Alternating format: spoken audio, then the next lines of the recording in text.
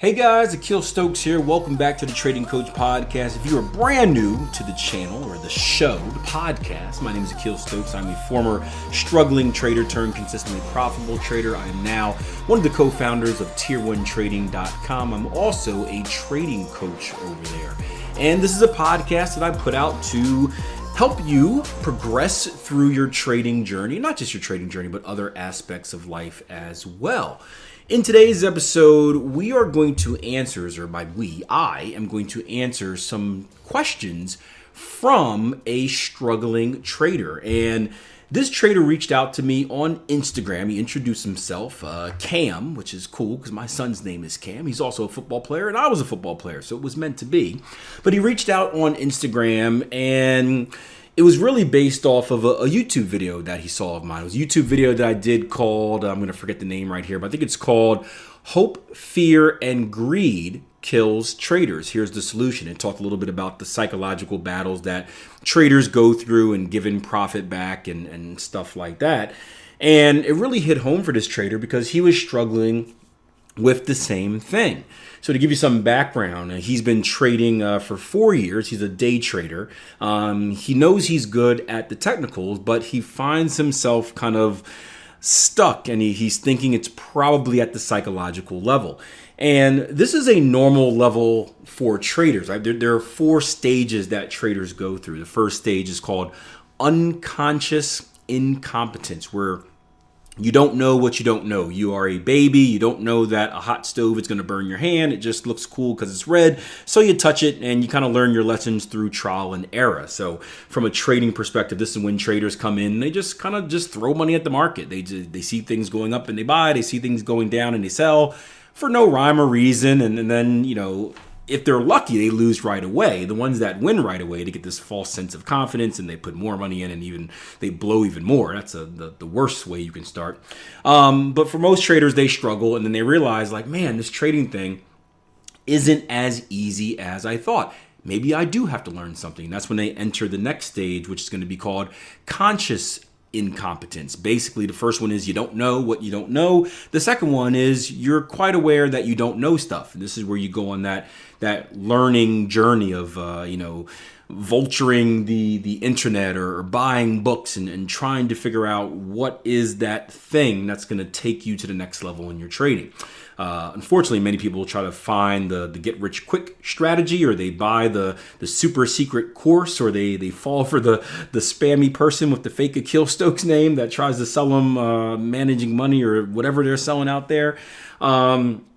But they're on this quest for knowledge. The fortunate ones kind of find good mentorship, good coaching, and start working on the right path to success. The next level after that is conscious competence, meaning now you know what you need to do. You're probably still not quite doing it, but you know what you're supposed to do. And then the last one is unconscious competence, where you're running on autopilot. You're basically a emotionless robot out there just executing your orders one after another, following your plan. You are the disciplined trader. So the level that this trader is right now is at the conscious, always struggle saying that word, right? Conscious competence, where he knows he's good at technical analysis. He's got a plan, but there's something stopping him from taking it to that next level, and he feels as if it might be trading psychology. And well, he's trying to learn what it is, so he reached out to me. And I'll give you some background just from the messages he sent me. One of the things that he mentioned is that, again, he's good with technical, struggling with psychology. By nature, he's not the most organized person, but he's working hard on developing this habit. I already told you I didn't tell you this, he's been trying to get funded by a prop firm for about a year now. And he's passing portions of the challenges, but failing at other portions. And if you guys don't know, these prop firm challenges, the way they work is that, you know, there's like different levels you have to pass. You pass level 1, you graduate to level 2, you got to pass level 2, and then eventually you go on to get funded with a certain amount, and then you can kind of up your funding to the next amount. And his problem that he sees in his trading is that, one, he's bouncing between profit and break even. And what he notices is that he'll often kind of make money and then give it back, make money and then give it back. And this is also that Mark Douglas boom or buster phase of trading, which is right in the middle where most traders are stuck at, where he's not bad, right? If he was bad, he'd be failing out right away, but he's not quite good enough to take it to the next level. And he shot me a few notes for me to kind of see if I can identify the problem. And a couple things stood out. So he says he trades the New York session between 8 a.m. in the morning and 12 p.m. noon. And what he's noticing is that, or his thoughts are that, maybe he gets involved in trades too early because he typically loses early on in the day, right after the New York Open, right around that 8 o'clock time, and wins later in the day. And again, these open and closes aren't actual times, are kind of just what we place in there in the market. Forex is interesting because it's a 24-hour market, so there is no open or close. But he wins early and loses later in the day. Or sorry, vice versa. He loses early in the day and then wins later, and wants to know, what can this be? Now, I've got an idea for it, but first, what I would advise for this trader to do is go back through your logs, right? You've been trading for 4 years. You've been taking these challenges for a year. So you hopefully, right? I know you said you're not organized, but hopefully you have some type of log of your trades. And the log of your trades tells you what you got involved, the direction, the price point, and when you got involved. I want you to go back through every single one of those trades, and I want you to start separating them by time. And you can do them in half-hour segments. Since you're a day trader, you can do them in hour segments. But I want you to see, hey, what do my trading results look like? What do my trading results look like from trades taken between 8 and 8:30, trades taken between 8:30 and 9, 9 and 9:30, 9:30 and 10, right? And I want you to see if there are any patterns there, right? I know you said you feel like a lot of your losses come early, but we don't want to act off of feel or think, right? We have data, and this is the beautiful point about data, whether it be backtesting, and backtesting is something else that this trader can go through as well. I don't know if he's done backtesting, but if you did, I would filter out all of those results as well. This is the cool thing about if you're using the Tier 1 Trading Money Management spreadsheet, you can actually go to the filter page and just click, hey, give me all trades between 8 and 8:30, and boom, your results show up, your win percentages show up, and you can kind of filter them that way. But I'm sure you can do the same thing on a regular Excel spreadsheet too if you're good at coding that type of things. But I want you to see if there's any trends. Is there a trend, right? First of all, we want to confirm that you are indeed, or that the earlier trades are indeed hurting your performance, because sometimes they really aren't, but we think they are, right? Losses tend to stick with us more than wins, right? We always, and just in general, pain in life tends to stick with us more than pleasure. So we always kind of overvalue painful things or losing trades.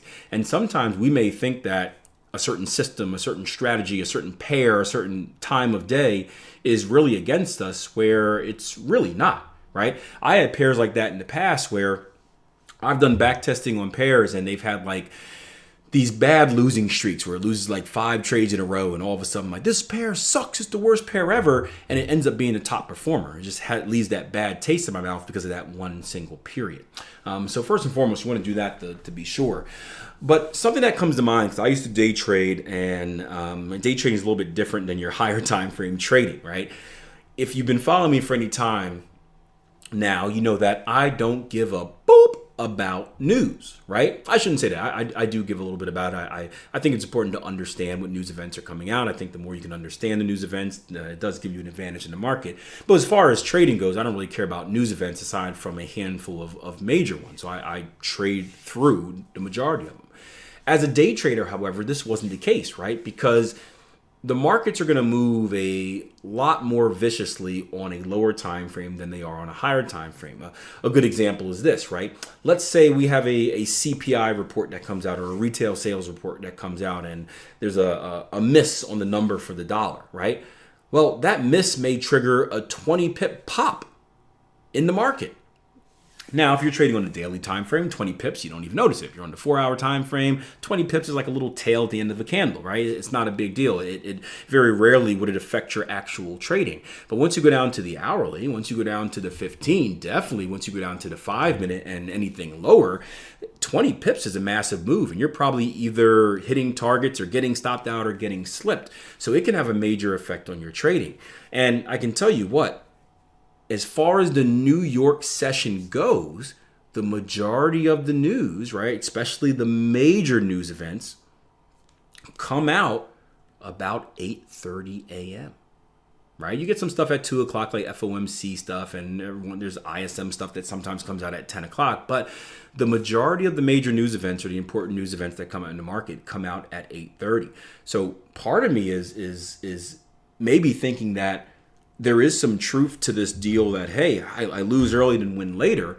And that could be caused by the fact that maybe you are trading during these news events. And these news events, although not causing massive reactions in the market, if you're on a lower time frame, maybe they're causing enough of a reaction to turn what was hopefully a strategy with a positive expectancy, meaning the probabilities are in your favor, into something that is more random, meaning that you're placing good trades, but you're getting random results because you get this emotional reaction during this 8:30 news event where the market goes, and then comes back to normal. But by the time it's normal, it maybe stops you out of your position. Then it looks like you're able to make up for that in the end of the day when kind of the news clears and we're back to normal market movement. But that one time of the day could be killing you. So that's the first thought that comes to mind. Another thing that this trader mentioned is that he says he may be over trading. Now, you know how I feel about the word over trading. And if you do watch the video that I pointed out earlier on my YouTube channel, I did talk about there is a difference in over trading when it comes to your normal trading and when it comes to trying to achieve a specific goal for like a challenge, right? In real life, I don't believe in over trading. I don't believe in over trading as far as like a quota. I don't believe that you should take, and this trader said I'm supposed to take 2 trades a day. Like, well, why? Why only 2 trades a day, right? If you're going to tell me if you get 5 really, really good trading opportunities, grade A trading opportunities, you're going to let 3 of them just stay there and make money without you? No, right? That's stupid, right? I'm a believer in you're supposed to take the trades that you're supposed to take, right? A good trade is one that meets all of your rules. I don't care if you had 1, I don't care if you had 2, 3, 4, you take all of them that meet your rules. Over trading is doing stuff like trading stuff you're not supposed to trade, right? Fear of missing out trading where you're entering too early, or you feel like you missed a move, or maybe you did miss a move on the daily chart, so you got to get revenge on the market and you take a random next move, or you're trading outside of your trading hours, right? You're trading before 8 o'clock, you're trading after 12 o'clock per this trader's rules. That would be over trading. So I don't think it's a problem. I know you said you break that rule, and I never want to kind of encourage breaking rules, but I don't think that should be a rule in the first place unless you're taking bad trades. But after that, he says that he also has a habit of giving profit back. And this kind of goes right into what we talked about in that video, where I think when it sounds like when he wins, he takes the win and he's kind of wants to say, I'm going to keep that win. When I lose, however, he tries to make up for it, right? Because there's this challenge in his mind. He has to achieve a certain amount by a certain period of time. So when you lose, the first kind of reaction is, okay, I lost.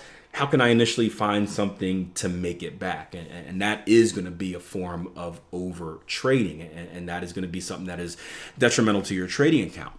Now, again, this all goes back to the bigger thing, right? The disciplined trader.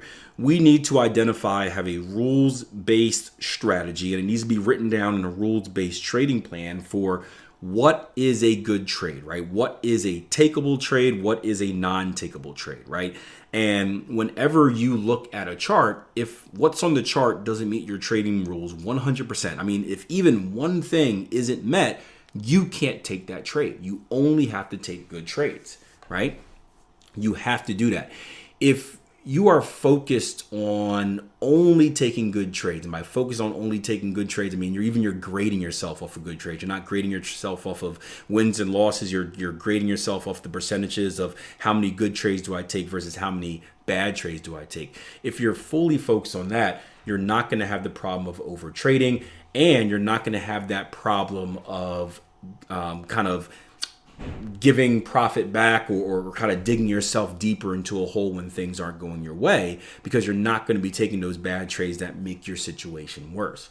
So that's the advice that I had for the trader. Obviously, for you guys listening in, if you have anything else, I know many of you guys I've worked with, right? So many of you guys have gone through the prop firm route. You've been funded. You've dealt with many of these issues before. If you want to lend any words of advice, feel free to do so. You can, I don't know how you do it on YouTube. You can shoot it below the YouTube video on the YouTube version of this. I don't know how you would do it on the other podcast versions, but you can always reach out to me if you want me to relay some advice to the trader. He did DM me on Instagram, so I can always kind of forward him your messages. But I think it's a cool subject. Another thing about this, which is cool too, is the prop firm trading route. I can't spill too much of the beans here, but you guys know it's always been kind of my goal to give traders a direct path into getting funded. And we've thought about doing it ourselves. We thought about linking up with kind of some really well-established prop firms out there, more like brick and mortar prop firms, not necessarily the online ones. The problem is, to do so, you've got to jump through all these hoops. You got to do all these different things. And to be honest with you, I'm at a point in my life where I'm in a good place. I don't want to do anything that I don't have to do. That was my goal in life a long time ago, get to the point where I don't have to do any of the things I don't want to do. I'm there right now for the most part, since the kid is almost potty trained, right? Cleaning diapers is not something I want to do, but something I have to do, for example. We're almost there. But I don't feel like going through any extra hoops, getting certified and redoing content and all this stuff to meet all of the requirements that it is needed to do to kind of go that prop firm route or even be associated with a prop firm. But we have had a massive amount of traders funded since we've been educators. We've been educators for a long time. Tier 1 trading has only been around since 2018. But before that, we were all affiliated with another trading educational service called Trade Empowered. And that's been around since 2009. So we've been doing this for a very, very long time. We have a very, very good track record of helping aspiring traders not only become consistently profitable traders, but getting funded as well. And we do want to take the next step and really lay out something that's going to make that path a little bit easier for you guys out there. So I can't really spill the beans on what that is right now. But obviously, if you watch the space, if you stay in the loop of what we're doing, you'll hear about it. But I'm excited to not only answer questions like this for this trader online, but hopefully answer these questions for a much wider range of traders out there as well, because it's not easy, right?